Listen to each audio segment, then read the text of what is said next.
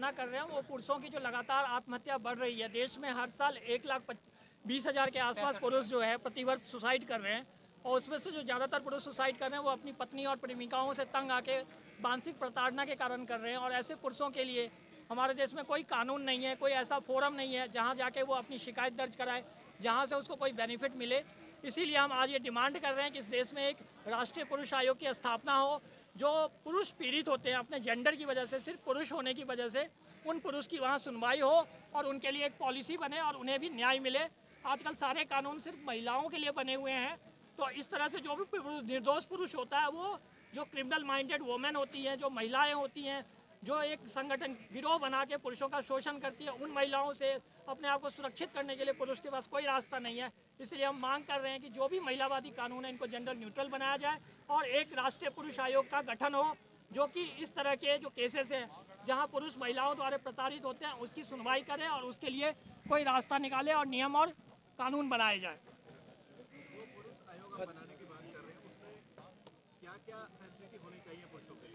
Sir, जो पुरुष आयोग हम बनाने की बात कर रहे हैं उसमें एक पुरुष जो है वो कॉल करेगा या अप्रोच करेगा, एटलीस्ट उसकी बात रिकॉर्ड की जाएगी। एक हमारे पास डाटा होगा कि कितने पुरुष प्रताड़ित हो रहे हैं, उनके साथ क्या दिक्कत आ रही है।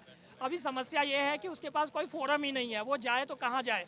थाने में पुलिस उसकी सुनती नहीं है, कोर्ट में उसके लिए कोई कानून नहीं है, सरकार उसकी सुनती नहीं है। और हमारा समाज तो पुरुष को जन्मजात ही निर्दोषी मानता है कि अगर ये पुरुष है तो गलती इसी की होगी। तो उसके पास अभी कोई सुनवाई नहीं है, वो चाह के भी अपना दर्द किसी को नहीं बता सकता है। वो घुट घुट के मरता रहता है, अपने आंसुओं को अपने दिल में छुपाता है, और जब वो पीड़ा ऐसे हो जाती है तो एक दिन वो फांसी पे झूल जाता है, जहर खा लेता है, कुएं में कूद जाता है, नदी में डूब जाता है, और हम ओम शांति कह के चुपचाप बैठ जाते हैं। ना कोई FIR होती है, ना कोई गिरफ्तारी होती है, ना कोई कार्रवाई होती है। जो उसके माँ बाप होते हैं वो बिलखते रहते हैं, न्याय के लिए दर दर की ठोकर खाते हैं, लेकिन एक मरे हुए पुरुष को कहीं न्याय नहीं मिलता। वहीं अगर एक महिला सुसाइड करती है तो तुरंत दहेज हत्या का केस बनता है। पूरे पति के जो परिवार होते हैं या जो लड़के के परिवार होते हैं उनको तुरंत अरेस्ट कर लिया जाता है, बिना किसी सबूत के उन पर मुकदमा बनता है। तो यह दोहरी नीति नहीं चलेगी। जितना अधिकार एक पुरुष का है उतना अधिकार एक महिला का है। जितना एक माँ को बेटा जन्म देने में दर्द होता है उतना ही एक माँ को बेटी देने में जन्म दर्द होता है। तो हम ये नहीं बर्दाश्त करेंगे कि एक पुरुष को आप इस तरह से प्रताड़ित करें सिर्फ इसलिए कि वो पुरुष बन के पैदा हुआ है। सरकार को आप कैसे देखते हैं? पुरुष आयोग आपके लिए बनाएगी? सर, जब तक नहीं बनाएगी तब तक हम ये जो लड़ाई हमारी जारी रहेगी। हम ये धरने, ये प्रदर्शन, हर जो हमारे पास मुकाम मिलेगा, जो हमारे पास मंच मिलेगा, हम अपनी आवाज़ उठाते रहेंगे। और एक दिन ऐसा जरूर आएगा कि सरकार को हमारी मांग माननी पड़ेगी, सरकार को पुरुष आयोग बनाना पड़ेगा। पुरुष आयोग जिंदाबाद, जिंदाबाद। इस लड़ाई में कितने पुरुष हैं जो आपके साथ हैं? सर, हमारे पास लगभग अभी भारत में अगर आप एस्टिमेटेड करेंगे तो लगभग 5 करोड़ लोग जो हैं अदालतों में धक्के खा रहे हैं विभिन्न मुकदमों में। और इसमें हमारे पास कोई एग्जैक्ट डाटा नहीं है, क्योंकि किसी सरकार के मंत्रालय ने कभी ये ज़रूरत नहीं समझी कि ऐसा कोई डाटा हो। तो हमारे पास एग्जैक्ट डाटा नहीं है, लेकिन लगभग अगर कहेंगे तो 5 से 25 लाख के बीच जो पुरुष है वो इस तरह के मुकदमों से प्रताड़ित हैं। और अगर उनके परिवार में आप जोड़ेंगे तो एक परिवार में 5 लोग हैं, तो लगभग 1.25 करोड़ लोग मुकदमों से पीड़ित हैं। मतलब इस देश की आबादी का कम से कम 5% जो है वो कोर्ट कचहरी के चक्कर काट रहा है। जो युवा है 20 से 40 साल का, जो देश की प्रगति में भागी बन सकता है, वो युवा थाने में, जेल में और कोर्ट और कचहरी में धक्के खा के अपना जो जीवन है वो त्याग रहा है। और जब तक ये ऐसा होता रहेगा ये देश कभी विश्वगुरु नहीं बन सकता। साथियों, इसमें ना आप लोग ये सोच सकते हो कि डाटा तो इतना सारा है, लोग आते क्यों नहीं। एक्चुअली क्या होता है कि पुरुष है, पुरुष जो है, पुरुष को तो कमाना है, पुरुष को तो कमाना है, पुरुष तो निकलेगा। पुरुष घर, माँ भी देखनी है, बाप भी देखनी है, बीवी तो देखनी है। जब कोर्ट केस होते हैं ना तो जज ये नहीं देखता कि हमारे बच्चे पालने हैं, बच्चे मेरी जिम्मेवारी है, पति के ऊपर माँ बाप की जिम्मेवारी है। वो कहता है बीवी तुम्हारी पहली जिम्मेवारी है। बीवी जो है चाहे काम करो ना करो, कई जजमेंट तो ऐसे हैं कि जज खुद कहते हैं कि चाहे चोरी करो, डकैती करो, भीख मांगो, लेकिन बीवी को पहले देना होगा। माँ बाप तुम्हारी बात की जिम्मेवारी शादी होने के बाद। तो अगर इस देश के कानून ऐसे हैं कि जहाँ बीवी को सारे अधिकार दे दिए गए, और आप कहो कि यहाँ हम लाखों का डाटा कहते हैं लेकिन यहाँ बंदे तो 400-500 होते हैं, लेकिन हर इंसान घर से एक दिन छुट्टी लो, नौकरी छूट जाती है, माँ बाप की जिम्मेवारी भी है। और बीवी को नहीं दोगे ना एक महीने का खर्चा, तो जेल आपका इंतजार कर रहा होता है। जज तुरंत ऑर्डर कर देता है जेल चलो। तो बेटों की जिम्मेवारी अब इतनी है कि आप सोच नहीं सकते। बीवी को तो आपने 1-2 दिन की बीवी है, 4 दिन की बीवी है, 10 दिन की बीवी है, जहाँ 30 साल की बेटी है ना, जिस घर में मायके में रहती है, माँ बाप से भाई से हिस्सा नहीं मांगती वो। माँ बाप भाई से कभी हिस्सा नहीं मांगती कि उनसे नाते खराब हो जाएंगे। लेकिन जिस घर में 2 दिन की बीवी, 4 दिन की, 2 साल की बीवी बन के जाती है, उन पे केस करने से कभी वो घबराती नहीं है। पूरी उम्र की वो जिम्मेवारी है, वो मेरे ऊपर वो पूरी उम्र का बोझ थोप दिया गया है। चाहे वो बच्चे पाले ना पाले, कोई फर्ज निभाए ना निभाए, लेकिन मैंने उसको पूरी उम्र ढोना है। चाहे मेरे कंधे बेकार हो गए, लेकिन मेरे कंधे पे वो ढो दी जाएगी। मैं चल पाऊँ ना चल पाऊँ, लेकिन उसको मैंने ढोना है। मैंने उसको ढोना है, नहीं तो मैं जेल जाऊँ। सर 2 महीने 6 महीने बीमार पड़ गए तब भी आपको वो खर्चा देना पड़ेगा, मैं जेल जाऊँगा, उसके बावजूद मेरा खर्चा बंद नहीं होगा। तो ये डाटा, उस डाटा से मैच मत करिएगा कभी भी। संडे का भी देना पड़ेगा, ना कोई हॉलीडे नहीं। जेंडर इक्वलिटी की बात करते हैं।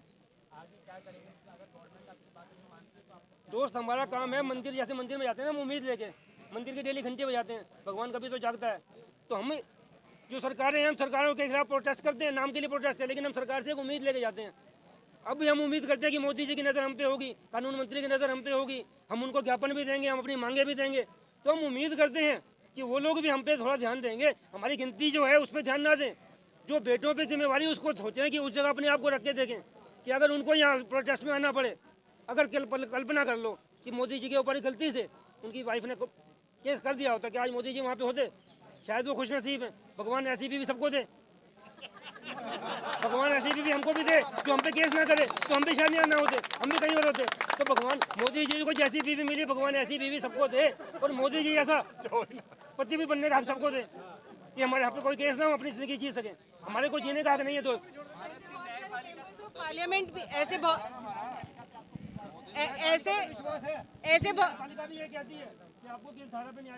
ऐसे बहुत सारे मेंबर्स ऑफ पार्लियामेंट भी हैं जो बोल चुके हैं कि बहुत सारे आदमी हैं जो झूठे केसेस के शिकार हो रहे हैं। बहुत सारे आदमी भी हैं जिनको इनजस्टिस का शिकार होना पड़ रहा है। लेकिन इस टाइम पे जो हमारे कंट्री में एक वो फेमिनिज्म, विमेन एम्पावरमेंट की जो इतनी ज़्यादा वो चली हुई है, उसके सामने इन आवाज़ों को दबा दिया जाता है। हम लोग भी बहुत सालों से सारे के सारे जो लोग हैं यहाँ पे प्रोटेस्ट कर रहे हैं, अपनी आवाज़ उठाने की कोशिश कर रहे हैं, लेकिन फेमिनिस्ट जो हैं, जो विमेंस राइट एक्टिविस्ट जो हैं, वो किसी चेंज को आने ही नहीं देते हैं। तो वो एक बहुत बड़ा प्रॉब्लम है। मैडम, आप एक महिला हैं, कैसे देखते हैं पुरुष आयोग को?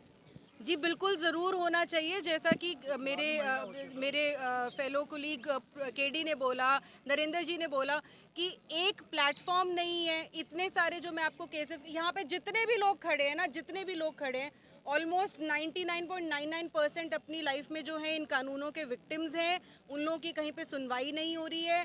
किसी के ऊपर झूठा रेप केस लगा हुआ है, किसी का पूरा परिवार जो है झूठे डाउरी के केसेस में फंसा हुआ है। तो सिंपल सी बात है, जब कॉन्स्टिट्यूशन कहता है कि डिस्क्रिमिनेशन नहीं होना चाहिए कास्ट, क्रीड, रिलीजन, जेंडर के बेसिस पे, तो हमारे कानून इतने ज़्यादा डिस्क्रिमिनेटरी क्यों हैं कि एक महिला जो बोल दे, सिर्फ शब्दों में बोल दे, वो परम सत्य है, और आदमी कितने सारे भी प्रूफ्स ना लेके जाके अगर दिखा दे, उसको भी जो है हमारा कानून देखता नहीं है। कौन सी इक्वालिटी है? तो इतने हज़ारों केसेस हैं। मैं खुद हर रोज़ ऐसे केसेस को डील करती हूँ। सीसीटीवी फुटेज भी है उस आदमी के पास, उसके पास व्हाट्सएप चैट्स भी हैं, उसके पास फोटोग्राफ्स भी हैं, उसके पास दुनिया भर के सबूत हैं कि जो एफआईआर में, जो पर्चे में उसके खिलाफ लगा हुआ है, उसमें एक एक शब्द झूठ है। लेकिन उसी झूठ के बेसिस के ऊपर आप उसको अरेस्ट भी करते हो, उसके सारी फैमिली को हरास भी करते हो, उसको जेल में भी डालते हो, और उसके बाद सालों साल उसको जो है कोर्ट में प्रताड़ित करते हो। ये कहाँ का न्याय है?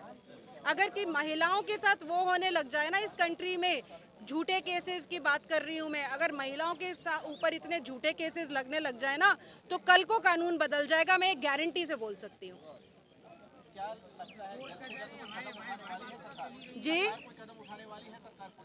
जी हर रोज़ हमारी हाई कोर्ट्स बोलती रहती हैं। आज भी मेरे ख्याल से गुवाहाटी हाई कोर्ट ने कहा है कि 498 में इमीडिएट अरेस्ट नहीं करें क्योंकि इतना ज़्यादा मिसयूज़ हो रहा है।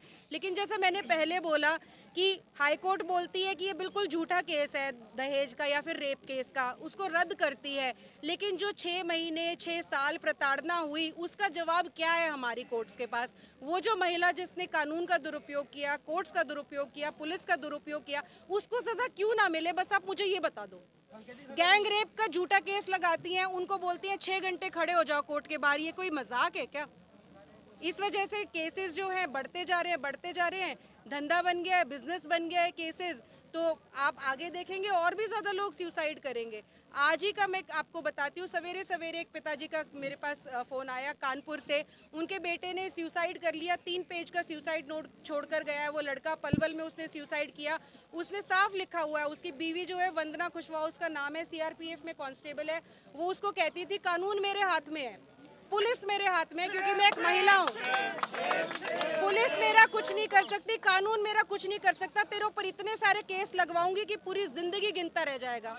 कोई महिला इस कॉन्फिडेंस से कैसे बोल सकती है अगर हमारा कानून इतना ज्यादा खराब ना हो तो?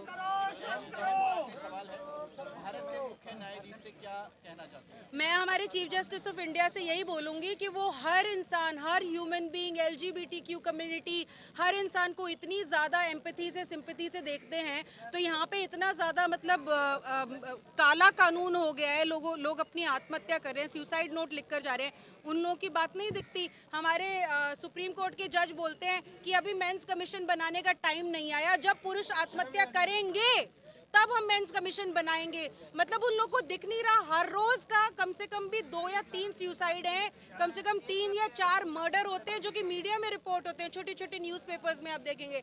लेकिन इन लोग, मेरे ख्याल से इन लोगों को कुछ ना तो दिखता है और ना तो इनको सुनता है। लाखों लोग पहले इस देश को छोड़ के दुबई, कनाडा, ऑस्ट्रेलिया पहले ही जा चुके हैं इनसे परेशान होके। कुछ मीडिया का भी जब है। तक आदमी लोग मीडिया अपनी एक बात इज्जत बताएं नहीं आप। करेंगे ना, कुछ नहीं होगा। हमको वोट करना बंद करना पड़ेगा। देखिए, भारत सरकार में केंद्रीय मंत्री स्मृति ईरानी ने भी ये बात कही थी कि महिला आक्रोशित है, महिला वर्ग आक्रोशित है, तभी महिलाओं के लिए सुनवाई हुई है, उनके लिए बहुत कुछ किया गया और ये महिला आयोग बनाया गया। आज पुरुष भी आक्रोशित है। पुरुष पूरे भारतवर्ष में लाखों में हर साल, ये हमारे पास कुछ डेटा है, लाखों में हर वर्ष लाखों में सुसाइड कर रहे हैं, लाखों में केसेस लग रहे हैं, झूठे केसेस लग रहे हैं। इसी की डिमांड को करने के लिए, ख़त्म करने के लिए कि महिला कानून का जो दुरुपयोग हो रहा है, हम चाहते हैं कि ये महिला कानून का जो दुरुपयोग हो रहा है ये बिल्कुल ख़त्म कर दिया जाए। महिला आयोग की तर्ज पर एक पुरुष आयोग का गठन किया जाए। और अगर हमारी एक उम्मीद ये भी है, चीफ जस्टिस ऑफ इंडिया जिनसे हमें थोड़ी बहुत उम्मीद अब जागी है कि वो हमारे लिए कुछ करेंगे, हमें उनसे बहुत बड़ी उम्मीद है कि जो CAW सेल में जो भी केसेस जाते हैं, चाहे वो 498 से रिलेटेड हो, महिला थानों में 354 से 376 से और पॉक्सो एक्ट किसी भी केसेस से रिलेटेड कोई भी केस हो, तो उसी समय वहाँ पर एक एफिडेविट ले लिया जाए कि अगर इसी समय दूसरे पक्ष ने आपको झूठा प्रूफ कर दिया, उसी समय जितने साल की सज़ा उसमें होनी है वही साल की सज़ा आपको होगी। मैं दावे से कहता हूँ 98% कानून का मिसयूज बंद हो जाएगा। आज IAS, IPS, पूर्व जस्टिस, उनके ऊपर भी आरोप लगे, IAS, IPS, जजेस, पुलिस, अन्य वर्ग, सभी लोगों के ऊपर में झूठे प्रकार के केस डाले गए। हर पुरुष प्रताड़ित है, लेकिन आगे आने से अब शुरुआत हो चुकी है और हम लेके रहेंगे, हम लेके रहेंगे। We want. एक मीडिया से कहना चाहूँगा, मीडिया भी कितना उदासीन आप लोग रिपोर्टिंग करते हैं। हाथरस कांड आपके पास था, हाथरस कांड में आप लोगों ने पूरा इसको नेशनल खबर बना दिया था, जहाँ पे एक लड़की का गैंग रेप के मामले में पूरी मीडिया छाई हुई थी उस चीज़ को लेकर। लेकिन क्या आप लोग जानते हैं कि उस केस में आगे क्या हुआ था? सारे के सारे लड़के निर्दोष साबित हुए। किस मीडिया ने इसको दिखाया? कितने लोगों ने, आप लोगों ने सुना है आज? ये बात स्ट्रीम मीडिया के लिए कह रहे हैं या सोशल मीडिया के लिए? सर मैं सारे मीडिया के लिए कह रहा हूँ। सोशल मीडिया तो बराबर दिखाती है। सोशल मीडिया, सुनिए, हम सोशल मीडिया को कंट्रोल नहीं कर, सोशल मीडिया के बारे में हम नहीं बात कर रहे। We are talking to the main media. आपने 4 लड़कों को रेपिस्ट बना दिया। आप लोग देखेंगे जब भी कोई महिला का सुसाइड हो जाता है, चाहे कोई सुसाइड नोट ना भी हो, अगर उसका मान लो वो शादीशुदा थी तो हस्बैंड का इमीडिएट अरेस्ट हो जाता है। अगर वो नहीं शादीशुदा थी तो अगर उसका कोई बॉयफ्रेंड हो तो उसका इमीडिएट अरेस्ट हो जाता है। और यहाँ पे इतनी सारी मेंस राइट्स ऑर्गेनाइजेशन है, हम सब के पास ऐसे इतने सारे केसेस हैं जहाँ पे बकायदा 4-4, 5-5, 10-10, 13-13 पन्नों के सुसाइड नोट जो हैं आदमी छोड़ के जा रहे हैं, लेकिन पुलिस FIR भी दर्ज नहीं करती। तो ये क्या इंसान नहीं थे? इन लोगों की कोई फीलिंग्स नहीं थी? लगता जंतर मंतर के अलावा आपको एक बड़ा आंदोलन छेड़ने की जरूरत है? जी, हम लोग तो हर साल दर साल पता नहीं कितने सालों से अपनी कोशिश कर रहे हैं। कानून मिनिस्टर से मिल चुके हैं, हमारे बहुत सारे मित्र बहुत बार ज्ञापन दे चुके हैं, लेकिन जैसा मैंने पहले बोला कि जो विमेंस राइट्स विंग है वो कभी भी हमारी आवाज़ को पुरजोर तरीके से हमारे लॉ मेकर्स को सुनने की, जब भी इस चीज़ के ऊपर पार्लियामेंट में भी बात हुई है तो विमेंस ऑर्गेनाइजेशंस जो हैं या जो लेडी मेंबर ऑफ पार्लियामेंट्स हैं, उन्होंने हमेशा इस चीज़ को या तो दबाने की कोशिश किया है या ये बोलने की कोशिश की है कि नहीं आदमियों के साथ कुछ गलत नहीं हो रहा है। तो लेकिन हम लोग अपना आंदोलन करते रहेंगे, कभी ना कभी तो सुनवाई होगी। जी आज का आंदोलन तो हम लोग हाँ सर हमें तो आंदोलन करने के लिए भी परमिशन नहीं मिलती, वो भी